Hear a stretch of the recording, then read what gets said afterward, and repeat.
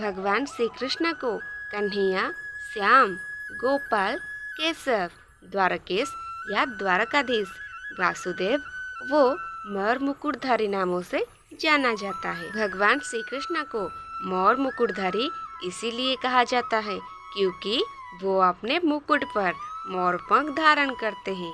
लेकिन भगवान श्री कृष्ण के मोर मुकुट धारण करने के पीछे कई वजह है। क्या आप उस वजह को जानते हैं?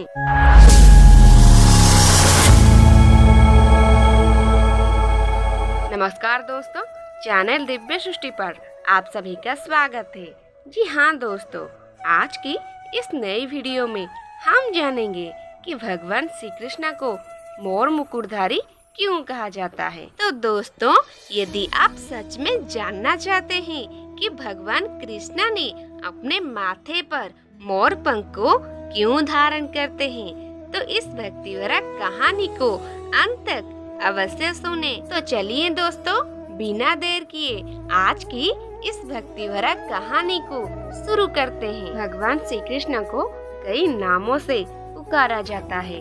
उनमें से एक नाम है मोर मुकुटधारी। भगवान श्री कृष्ण को मोर मुकुटधारी इसीलिए कहा जाता है क्योंकि वो अपने मुकुट में मोर पंख धारण करते हैं। भगवान श्री कृष्ण के मोर पंख धारण करने के पीछे हिंदू पुराणों में कई वजह का जिक्र किया गया है। भगवान श्री कृष्ण को विष्णु के 8वें अवतार माना गया है। भगवान श्री कृष्ण को कन्हैया, श्याम, गोपाल, केशव, द्वारकेश या द्वारकाधीश, वासुदेव वो मोर मुकुटधारी नामों से जाना जाता है। भगवान श्री कृष्ण को मोर मुकुटधारी इसीलिए कहा जाता है क्योंकि वो अपने मुकुट पर मोर पंख धारण करते हैं। लेकिन ये सवाल भी हर किसी के मन में जरूर आता होगा कि भगवान कृष्ण अपने मुकुट में मोर पंख क्यों धारण करते हैं। इसके पीछे कई वजह है। कई प्राचीन कथाओं में इस बात का जिक्र किया गया है। भगवान कृष्ण को मोर पंख बहुत पसंद है, इसीलिए वो सदैव मोर पंख अपने मुकुट में धारण करते हैं। वही उस ज्योतिष शास्त्रों में मोर पंख धारण करने की वजह कृष्ण के कुंडली में मौजूद दोष को मानते हैं। कुंडली में अशुभ प्रभाव को दूर करने के लिए श्री कृष्ण मोर पंख लगाते हैं। ऐसी तमाम वजह बताई गई है, लेकिन इनमें से एक कारण और बताया गया है। आइए जानते हैं कृष्ण के मुकुट में मोर पंख धारण करने के पीछे क्या वजह है। राधा जी की प्रेम में लगाते थे मोर पंख। पुराणों के अनुसार महारास लीला के समय राधा ने उन्हें वैजयंती माला पहनाई थी। कहते हैं कि एक बार श्री कृष्ण राधा के साथ नृत्य कर रहे थे, तभी उनके साथ एक मोर भी नृत्य कर रहा था। उस दौरान मोर का पंख भूमि पर गिर गया तो प्रभु श्री कृष्ण उठाकर उसे अपने मुकुट पर धारण कर लिया था। इसके बाद जब राधा जी ने श्री कृष्ण से इसका कारण पूछा तो उन्होंने कहा कि इन मोर के नाचने में उन्हें राधा जी का प्रेम दिखता है। हिंदू शास्त्रों के मुताबिक राधा जी के वहाँ बहुत सारे मोर थे। ये भी कहा जाता है कि बचपन से ही माता यशोदा भगवान कृष्ण के सिर में मोर पंख को सजाती थी। वहीं कालसर्प दोष को दूर करने के लिए भगवान श्री कृष्ण धारण किया करते थे मोर पंख।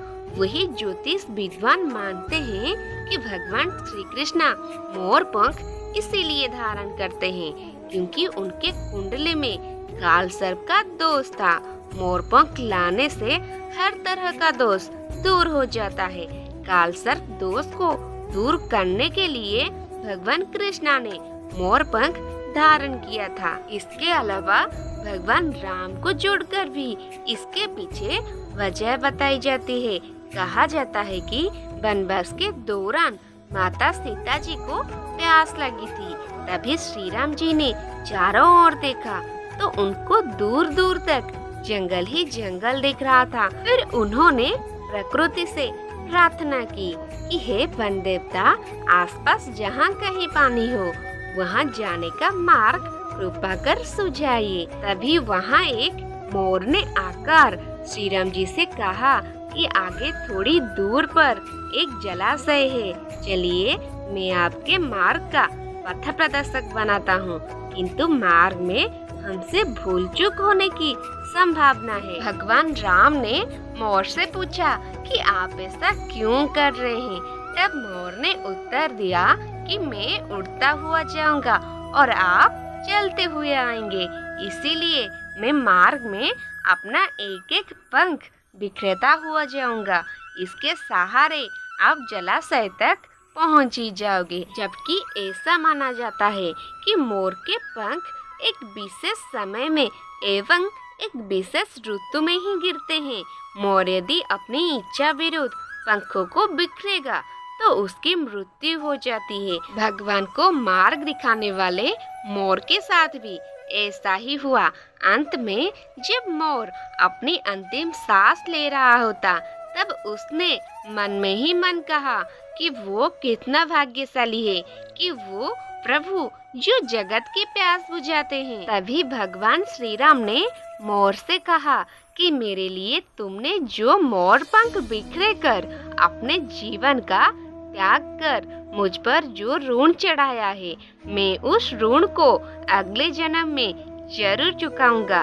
कहा जाता है कि जब भगवान राम ने कृष्णा जी के रूप में अगला अवतार लिया और अपने सिर पर मोर पंख धारण किया और अपने वचन के अनुसार उस मोर का ऋण उतरा था, और इसीलिए ही भगवान श्री कृष्णा जी ने सदैव मोर पंख को अपने मुकुट पे धारण करते हैं। तो दोस्तों, आज के लिए बस इतना ही है। अगर आज की इस भक्तिमय कहानी आपको पसंद आए तो प्लीज इसे लाइक करें, साथ ही अपने दोस्तों और घर परिवार वालों के साथ अवश्य शेयर करें। और ऐसे ही भक्ति भरा कहानियाँ सुनने के लिए हमारे चैनल दिव्य सृष्टि को सब्सक्राइब करें, साथ ही बेल आइकन को प्रेस करें ताकि अगली वीडियो की नोटिफिकेशन सबसे पहले आप तक पहुँचे।